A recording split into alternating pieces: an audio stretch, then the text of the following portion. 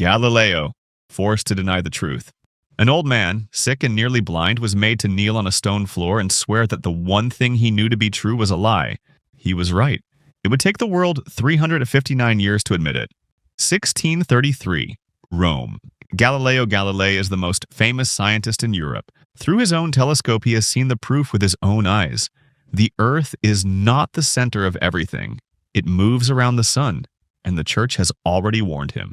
Back in 1616, it formally ordered him never to defend that idea again. He knows exactly what he is risking, and in 1632 he publishes a book defending it anyway. The Inquisition summons him to Rome. For months they interrogate him. He is 69 years old and in poor health. On June 22, 1633, in a convent called Santa Maria sopra Minerva, he is forced to kneel before the cardinals, place his hands on the Gospels, and read a statement aloud. He says he abjures, curses, and detests the idea that the earth moves. He says he never truly believed it. Every man in that room knows it is a lie. He had spent 23 years building the proof that it was true. They sentence him to house arrest for the rest of his life, and his book is banned by public edict. For 9 years, confined to his villa outside Florence, he keeps working until the eyes that first saw the proof go completely dark. He dies in January 1642 at 77, still a prisoner of the Inquisition. He was right. It took the Catholic Church 359 years to admit it. In 1992, they forced him to say the earth stood still. It kept moving anyway. Operation Dark Heart, the book the Pentagon burned. A soldier wrote a book about his own war. His government bought every copy and physically destroyed them. Then reporters compared the burned version to the safe one, and the secrets it had died to protect were sitting on Wikipedia. 2010. Lieutenant Colonel Anthony Schaffer writes a memoir about his time in Afghanistan. The Army reviews it and clears it for release. But days before it ships, the Defense Intelligence Agency suddenly declares it a threat to national security. To stop it, the Pentagon buys the entire first print run, all 9,500 copies, from the publisher for about $47,000 and has them destroyed. The first time it had ever destroyed a printed book. A corrected second edition comes out with hundreds of passages blacked out. The New York Times buys a surviving original and lines them up. A few of the redactions covered real operations. Those stayed secret. But the single most repeated secret in the entire book? Schaffer's old cover name, Christopher Stryker, and the fact that he'd taken it from John Wayne's character in a 1949 movie. Also blacked out. The location of the NSA's headquarters, public for 50 years. The term SIGINT, the address of a CIA facility listed on Wikipedia. It backfired completely. Dozens of uncensored advance copies were already out, and the Pentagon's attempt to bury the book only told the world it was worth reading. An unknown memoir became a bestseller. Schaffer sued, and in 2013, the Pentagon backed down on 198 of its own 433 redactions. A government burned 9,500 books to protect a secret. The secret was a John Wayne movie. Bulgakov, he burned his own masterpiece. A writer threw his own masterpiece into the fire, certain it would never be allowed to exist. He rewrote it in secret, hid it in a drawer, and died never knowing if a single reader would ever see it. The answer took 26 years. Stalin's Soviet Union, 1928. Mikhail Bulgakov is a writer the regime has silenced. After 1927, nothing he writes is allowed to be published. In secret, he begins his life's work, a wild, funny, devastating novel about the devil arriving in Moscow. Every page of it is an indictment of the world around him in disguise.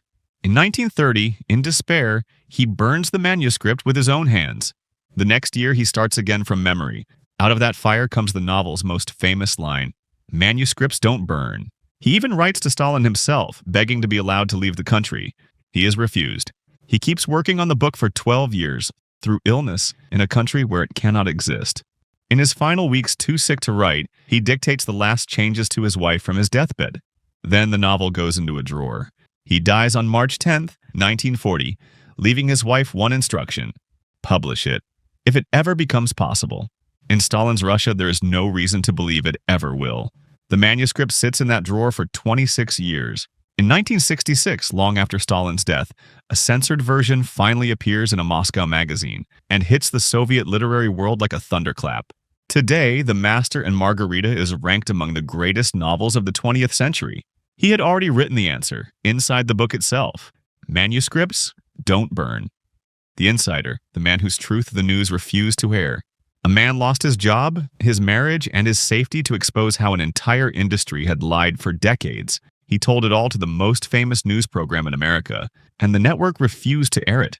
Not because it was false, because it was true. The mid-1990s. Jeffrey Wigand is the former head of research at one of the largest tobacco companies in the world.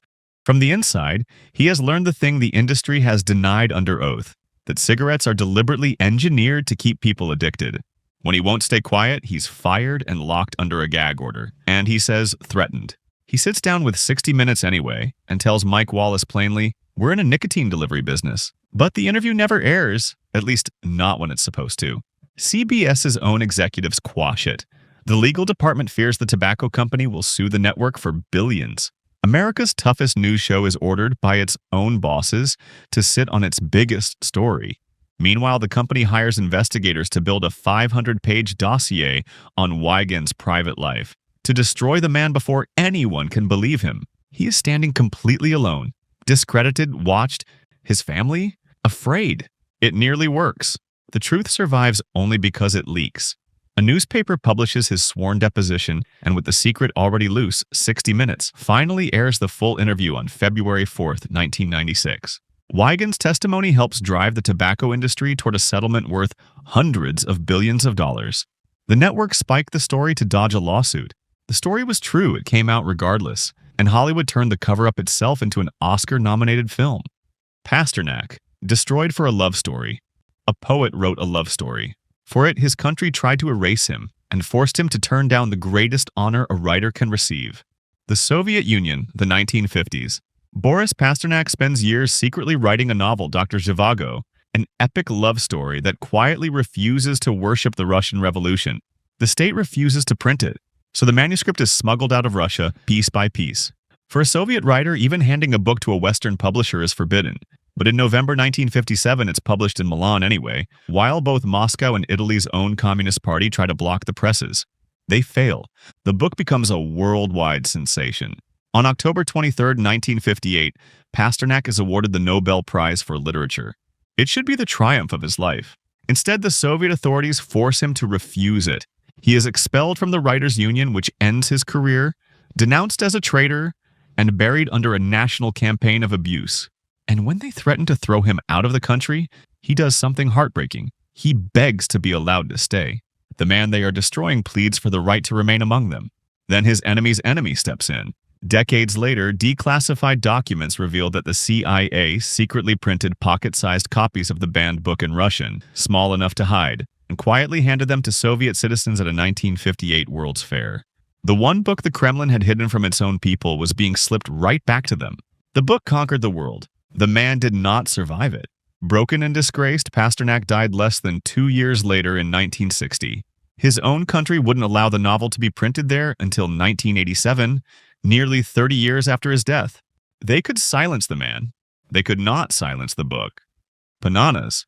The film a corporation tried to erase. A giant corporation tried to kill a documentary before a single audience ever saw it.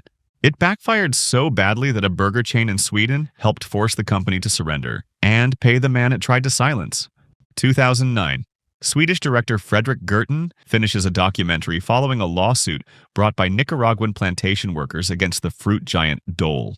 Before it even premieres at the Los Angeles Film Festival, Dole attacks, and not just the festival. It sends the same cease and desist letter to every sponsor the festival has, including American Airlines and the LA Times. The festival folds, the film is pulled from competition, and a disclaimer is read aloud to the audience before the screening. Then, in July 2009, Dole sues Gertten himself for defamation, the kind of suit designed to bury a small filmmaker in legal bills until he gives up and disappears. It does the opposite. The story explodes. In Sweden, members of parliament screen the film inside the Swedish parliament itself. The burger chain Max stops selling Dole fruit. Grocery chains demand answers. Facing a reputation collapse across an entire country, Dole withdraws the lawsuit on October 15, 2009. Then a Los Angeles court orders Dole to pay the filmmaker's legal fees, about $200,000, and the film, at last, can be shown. A multinational tried to make one man's film vanish. Instead, it paid him and handed him the material for a sequel about the whole humiliation. Silent Spring, the book they tried to kill before it was born. Before the public read a single page, a chemical company threatened to sue to stop her book from ever being printed. When that failed, an entire industry spent a fortune convincing America she was a hysterical woman. She was dying as they said it, and she was right about every word. 1962. Marine biologist Rachel Carson writes Silent Spring, showing how pesticides like DDT are poisoning the living world. A chemical company threatens her publisher with a libel suit to stop the book from coming out. It doesn't work. The book is published anyway, so the industry goes after her instead. It spends the equivalent of about $2.5 million today to discredit her, painting her as an ignorant, hysterical woman who wants to hand the earth over to the insects. When a major network airs a television special about her work, chemical companies pull their advertising in protest. Roughly 15 million people watch it anyway, and through all of it, Carson is carrying a secret of her own. She is gravely ill with cancer. The book triggers congressional investigations. DDT is banned in the United States in 1972. The outcry leads to new clean air and clean water laws and to the creation of the Environmental Protection Agency. Nearly every modern environmental protection traces back to the book they tried to strangle before it was born. Rachel Carson saw almost none of it. She was already dying as the attacks rained down, and she died in 1964. Years before the ban, before the agency, before history decided who had been telling the truth. They called her hysterical. They were the ones who didn't want you to know.